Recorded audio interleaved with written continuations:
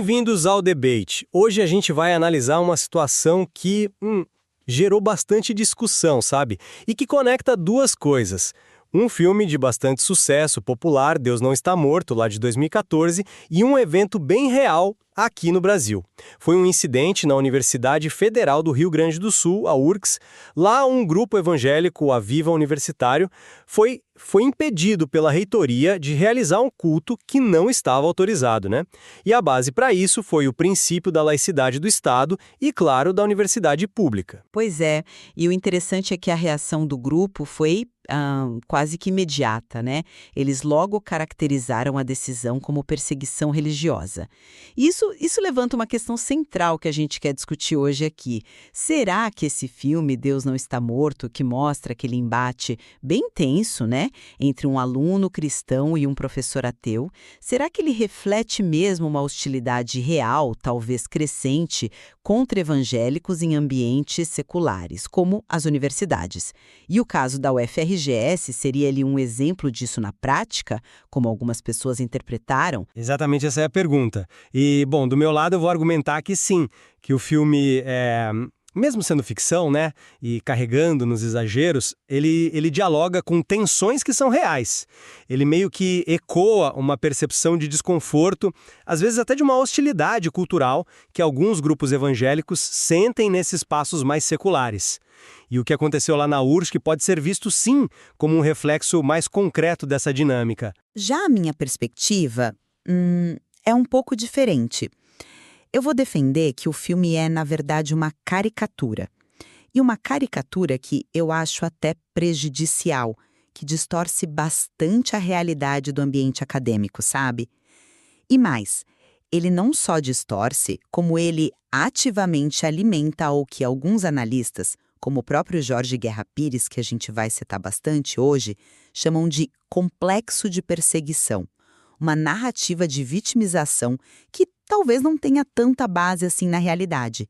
E casos como o da URGS, para mim, são fundamentalmente sobre respeito a regras, ao princípio da laicidade e não necessariamente uma prova de perseguição religiosa, assim, organizada ou sistêmica. Então, começando pela minha visão, eu acho que Deus Não Está Morto apesar de todos os problemas que a gente pode apontar, né, na forma como ele conta a história, ele toca num ponto sensível. Existe sim um sentimento real de desconforto, de não pertencimento que não é incomum entre evangélicos em ambientes como universidades, que são majoritariamente seculares, né? A gente ouve relatos, pessoas que se sentem pressionadas a esconder a fé, ou que percebem um certo desdém. E aí, veja bem o caso da UFRS. A reação do pessoal do Aviva Universitário, quando o culto foi barrado, não foi só tipo, poxa, que pena. Foi uma resposta imediata de enquadrar aquilo como perseguição religiosa. A mobilização deles foi rápida, sabe? Distribuíram panfletos falando em resgatar a universidade de supostos pecados. Isso tudo, para mim, parece indicar que já existia ali uma sensibilidade, uma predisposição a ler as ações da instituição como um tipo de antagonismo. E a comparação que eles fizeram com a festa Inferninho das Letras, que foi permitida e tinha uma estética que eles viram como provocativa, ofensiva até, só reforçou, na cabeça deles, essa ideia de tratamento desigual. Aqui, não importa tanto se a intenção da reitoria era só aplicar a regra da laicidade, entende? O impacto percebido por eles foi outro. E isso se conecta com discussões mais amplas sobre como a cultura secular, que predomina em muitas universidades, pode às vezes, até sem querer, criar um clima que é percebido como hostil por quem tem uma fé mais visível. Tem pesquisas como as da Elaine Howard Eklund com cientistas religiosos que mostram esse receio, sabe? De ser julgado, desqualificado. As tensões culturais gerais que autores como Pincel analisam lá nos Estados Unidos acabam alimentando essa sensação de estar meio à margem. E o filme, do jeito tosco dele, explora isso e encontra eco. Idade acadêmica, aí eu já acho um salto muito grande, sabe? Primeiro, vamos ser francas sobre a qualidade da obra. O filme foi, assim, amplamente criticado. A recepção foi péssima entre especialistas, né? Notas baixíssimas em agregadores como o Rotten Tomatoes, Metacritic. E não foi por acaso. As críticas apontam consistentemente para estereótipos muito grosseiros. A universidade é pintada quase como uma fábrica de ateus. E o professor ateu, um vilão de uma nota só, motivado por trauma pessoal, raso intelectualmente. É como disse um crítico da Variety, o Scott Foundas, né? O filme é tão sutil quanto uma pilha de bíblias caindo na sua cabeça. Sim, essa crítica é conhecida. Exato. E aí entra a análise de pesquisadores como Jorge Guerra Pires, que estudou o filme bem a fundo.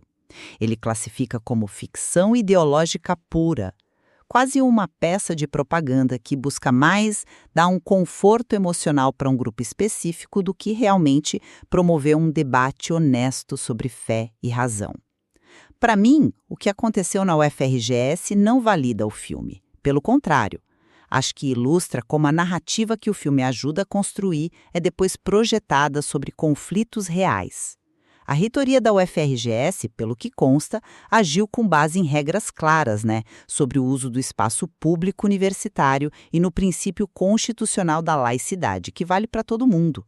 A reação do Grupo Aviva, acusar perseguição, fazer a comparação talvez forçada com a festa Inferninho, isso soa muito mais como uma tática de discurso, sabe? Uma forma de inflamar a situação e se colocar no papel de vítima, validando justamente a narrativa que o filme promove. Analistas que estudam esse fenômeno, especialmente nos Estados Unidos, como o Pincel ou Wilkinson, frequentemente apontam que existe um certo exagero nessa retórica de perseguição, embora reconheçam que existem tensões culturais reais, claro. E o próprio Guerra Pires critica elementos centrais do filme, como a ideia de um aluno calouro conseguir refutar um professor experiente ou teorias científicas consolidadas em poucos minutos. Isso é completamente fora da realidade acadêmica. Concordo que o filme tem problemas sérios de representação e qualidade, isso é inegável. Mas, voltando ali para o conflito na UFRGS, a gente também não pode simplesmente ignorar a percepção subjetiva do Grupo Aviva. Para eles, colocar lado a lado a proibição do culto deles e a permissão de uma festa como o Inferninho das Letras, que usava uma estética que eles consideraram ofensiva, com referências a demônios, cabaré, etc., isso fez a decisão da reitoria parecer direcionada, parecer injusta. Isso, goste-se ou não, alimentou a sensação de que estavam sendo perseguidos. Você argumenta que a reitoria só aplicou regras neutras, mas o jeito como isso foi sentido por eles foi de exclusão. E isso acontece num contexto mais amplo, de polarização, das chamadas guerras culturais que alguns autores descrevem. Aplicar a regra da laicidade de forma estrita, mesmo que seja o correto legalmente, pode ser vivido de uma maneira muito dolorosa por grupos que já se sentem um pouco acuados, talvez marginalizados no ambiente secular. A experiência subjetiva de se sentir hostilizado em ambientes céticos não é invenção.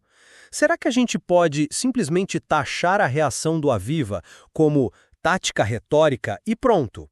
Não pode haver ali uma interpretação genuína da situação como hostil, uma leitura que é moldada pelas experiências e pela identidade daquele grupo. Usar logo de cara o rótulo de complexo talvez seja um jeito de invalidar um desconforto que, para eles, é muito real. Entendo perfeitamente a importância da percepção subjetiva. Não dá para negar isso. Mas essa percepção pode anular completamente as regras. Regras que foram criadas justamente para permitir a convivência num espaço que é de todos, como uma universidade pública federal. A UFRGS tem o dever constitucional de garantir a laicidade. E a laicidade, no fim das contas, protege todo mundo, inclusive os grupos religiosos, ao impedir que o espaço público seja dominado por uma única visão de mundo ou religião. Essa comparação com a festa Inferninho, como algumas análises sugerem, parece mesmo uma manobra de discurso, sabe? Uma tentativa de criar uma falsa equivalência para dizer que a universidade é parcial. O ponto central ali, me parece, não era a fé do grupo em si, mas a tentativa de realizar um ato específico, um culto, que tem um caráter de proselitismo, num local e formato que não estavam de acordo com as regras da instituição e sem autorização necessária. O próprio Jorge Guerra Pires interpreta o episódio da UFRGS como um embate sobre respeito às normas institucionais. Uhum. E aí entra um ponto interessante que você tocou. Essa insistência do grupo em levantar um altar, como eles disseram, será que isso não pode ser visto como parte de um movimento maior, de certos grupos religiosos buscando mais visibilidade, mais influência em espaços que historicamente foram seculares, como as universidades? Talvez testando até onde vão os limites da laicidade? O filme, com essa visão muito simplista de bem contra mal, acaba achatando esses conflitos. O que muitas vezes é chamado de perseguição pode ser, na verdade, ou a aplicação de regras que valem para todos, ou então um conflito mais profundo sobre como a gente conhece o mundo. Um choque epistemológico, quer dizer, um conflito sobre como chegamos ao conhecimento. É pela fé, pela revelação, ou é pela razão, pela evidência empírica, pelo método científico? A conversa sobre perseguição acaba escondendo essas questões que são bem mais complexas. E como Guerra Pires também aponta em suas análises, essa sensação de ter sua racionalidade questionada quando você se declara publicamente, seja você religioso, ateu, LGBTQIA+, é um risco real para qualquer grupo que fuja um pouco da norma em certos ambientes, e a academia pode ser um deles. Não há um grupo especial nesse sentido. Reclamar das consequências de se posicionar ou da aplicação de regras de convivência faz parte do problema que essa narrativa de perseguição às vezes cria. Sim, a representação no filme é caricata, não dá para negar. O professor Redson é um estereótipo ambulante, não vou defender a precisão factual disso. Mas a minha pergunta é, será que mesmo sendo uma caricatura, ela não ressoa com algumas experiências ou percepções que existem de fato? Às vezes, arquétipos, mesmo que exagerados, funcionam porque eles simplificam medos ou sentimentos que já estão ali. Será que a figura daquele professor ateu arrogante não encontra algum eco, mesmo que distorcido, em experiências reais de alunos que talvez já se sentiram intimidados por um tipo de ceticismo mais agressivo em sala de aula? O próprio Guerra Pires, se não me engano, já comentou sobre a relação comum entre ego inflado e a figura do professor em alguns contextos. Sim, ele menciona isso. Pois é. O ponto não é justificar a baixa qualidade do filme, mas tentar entender por que ele fez tanto sucesso com um público específico. E o sucesso de bilheteria foi enorme. Quase 65 milhões de dólares arrecadados com um orçamento minúsculo de 2 milhões. Quer dizer, mesmo sendo detonado pela crítica, o filme claramente conectou com uma audiência que se viu representada ali, que sentiu que aquela mensagem falava para ela. Dizem que a inspiração veio de casos judiciais reais, de um livro do Rice Brooks. Isso talvez sugira que o filme, ainda que de forma muito dramatizada e talvez distorcida, está se conectando com ansiedades reais sobre qual é o lugar da fé no mundo secularizado de hoje. Será que sucesso de bilheteria não indica justamente que ele deu voz, deu uma força a uma percepção de cerco cultural, mesmo que essa percepção seja, como você argumenta, inflada ou até fabricada? Mas é aí que mora o perigo, e é aí que entra a função dessa narrativa do complexo de perseguição. Esse conceito, que não é um xingamento, né, mas uma ferramenta de análise usada por pesquisadores como Guerra Pires, Pincerei, Wilson e outros, ajuda a entender o fenômeno. Deus não está morto não é só um reflexo passivo dessas ansiedades que podem existir. Ele funciona como um agente ativo que ajuda a construir e a espanhar essa narrativa. O Pincerei, por exemplo, ele mapeia as raízes disso. Tem elementos teológicos que valorizam o sofrimento, uma certa nostalgia pelo martírio em algumas subculturas evangélicas e, muito importante, a instrumentalização disso tudo por setores da mídia e organizações políticas conservadoras. Essa narrativa, como ele aponta, pode levar a uma fetichização do sofrimento, ou seja, o grupo passa a quase valorizar o fato de ser vítima, definindo sua identidade por essa suposta opressão. Isso acaba sendo ruim, porque pode minar a credibilidade quando é preciso lutar contra discriminações que são reais e também cria uma mentalidade de confronto o tempo todo. O Guerra Pires observa que o filme oferece um tipo de duplo conforto. Por um lado, a sensação de superioridade moral, nós temos a verdade. Por outro, a autopiedade da vítima incompreendida, eles nos odeiam por isso. Isso dificulta muito qualquer diálogo honesto sobre as diferenças e sobre como conviver num espaço plural. Sobre o sucesso de bilheteria, o Guerra Pires argumenta que isso por si só não valida a mensagem do filme. Filmes considerados toscos, com violência exagerada, histórias de amor totalmente irreais, ou mesmo um clássico como Rocky Balboa, fazem sucesso muitas vezes porque oferecem uma fuga da realidade, um apelo a sentimentos básicos ou a um inconsciente coletivo. Nesse sentido, talvez o sucesso de Deus Não Está Morto diga mais sobre uma certa bolha de audiência desconectada da realidade do que sobre a realidade em si. E a representação é problemático em vários níveis. O ateísmo do professor explicado por um trauma de infância é um clichê psicológico raso. A lista de pensadores que ele supostamente representa é uma salada imprecisa para criar um inimigo intelectual único que não existe. Os debates em sala são totalmente irreais, o aluno faz monólogos, o professor parece incapaz de argumentar. O Guerra Pires também nota como o filme ataca todos os outros grupos com caricaturas simplistas, o pai muçulmano que é violento, o estudante chinês que se converte muito fácil, os professores que são frios e sem coração. Parece quase uma narrativa bíblica antiga, onde os personagens são só marionetes de uma ideia. E o clímax, com aquela pergunta "por que você odeia Deus?", é puro reducionismo emocional. É o que chamam de envenenar o poço. Fazer uma pergunta que já embute uma acusação e não permite resposta honesta. Até a forma como o filme apresenta a refutação de Stephen Hawking, baseada nos argumentos de John Lennox, é problemática. O personagem basicamente diz "eu reconheço besteira quando eu vejo", em vez de apresentar um argumento com evidências. Como Guerra Pires sugere, o filme todo parece quase uma biografia não oficial do próprio John Lennox, repetindo a narrativa pessoal dele de confronto na universidade. Olha, eu ainda mantenho uma certa cautela com essa ideia de complexo, porque pode soar meio patologizante, sabe? Como se fosse um problema psicológico e acabar diminuindo preocupações que, em alguns casos, podem sim ter uma base na realidade. Concordo totalmente que existe exagero no filme e que essa narrativa é instrumentalizada por alguns grupos, como o Pincel demonstra bem. Mas a gente não pode simplesmente ignorar que a percepção de um ambiente hostil é uma experiência subjetiva real para muitas pessoas. Os estudos da Eklund com cientistas evangélicos mostram um medo real que eles têm de serem vistos com um desdém, de terem sua racionalidade questionada só por causa da fé. E o próprio Pincel, mesmo sendo crítico dessa narrativa de perseguição exagerada nos Estados Unidos, admite que existem tensões reais por trás disso, mudanças culturais rápidas, debates acirrados sobre direitos LGBTQIA+, questões de bioética. Ele reconhece que as preocupações sobre possíveis restrições futuras à liberdade religiosa não são totalmente inventadas. Nesse contexto de ansiedade real, talvez o filme, com todas as suas falhas gritantes, funcione como uma forma, ainda que muito imperfeita, caricatural de dar voz a essas ansiedades.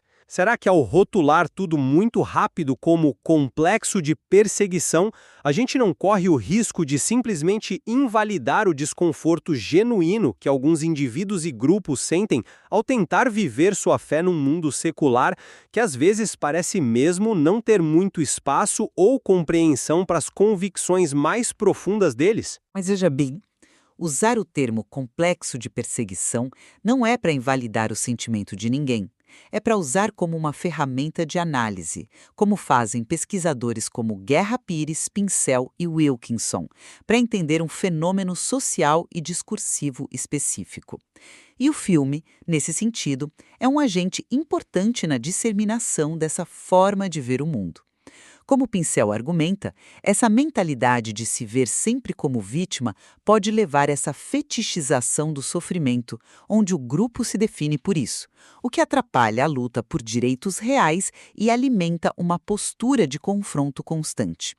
O filme oferece aquele duplo conforto que o Guerra Pires mencionou. A pessoa se sente moralmente superior e, ao mesmo tempo, uma vítima incompreendida. Isso bloqueia o diálogo. Pensa bem, quando a aplicação de uma regra neutra, de um princípio constitucional como a laicidade lá na UFRGS, é imediatamente chamada de perseguição, como é que a gente pode ter uma conversa racional e produtiva sobre quais são os limites justos da manifestação religiosa no espaço público? O Guerra Pires levanta um ponto fundamental. Sentir a sua racionalidade ou suas crenças questionadas quando você se expõe publicamente, seja você religioso, ateu, gay ou qualquer outra identidade que possa ser estigmatizada em certos meios, é um risco que vários grupos correm. Os cristãos não são uma exceção única e especial nesse ponto.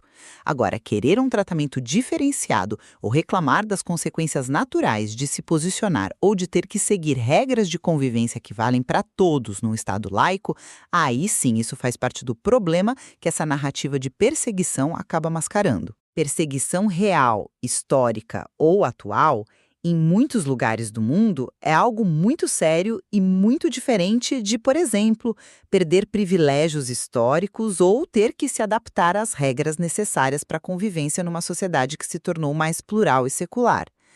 As análises sobre o contexto americano, por exemplo, sugerem que muito dessa retórica de perseguição está mais ligada a uma sensação de perda de espaço e de privilégios por causa da secularização do que a uma opressão sistemática real. Bom, tentando resumir a minha posição então.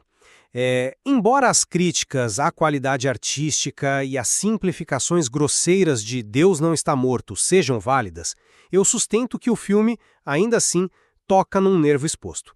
Ele ressoa com um sentimento real de tensão, às vezes de incompreensão, que pode ser percebido como hostilidade por parte de alguns evangélicos em ambientes seculares. E a reação no incidente da UFRGS, onde a aplicação de regras de laicidade foi interpretada tão rapidamente como perseguição, para mim, é um exemplo de como essa sensibilidade existe e pode ser ativada com facilidade nesse contexto. E, concluindo da minha parte, eu reafirmo minha visão de que Deus não está morto e entrega uma representação distorcida e, no fim das contas, prejudicial para o debate público.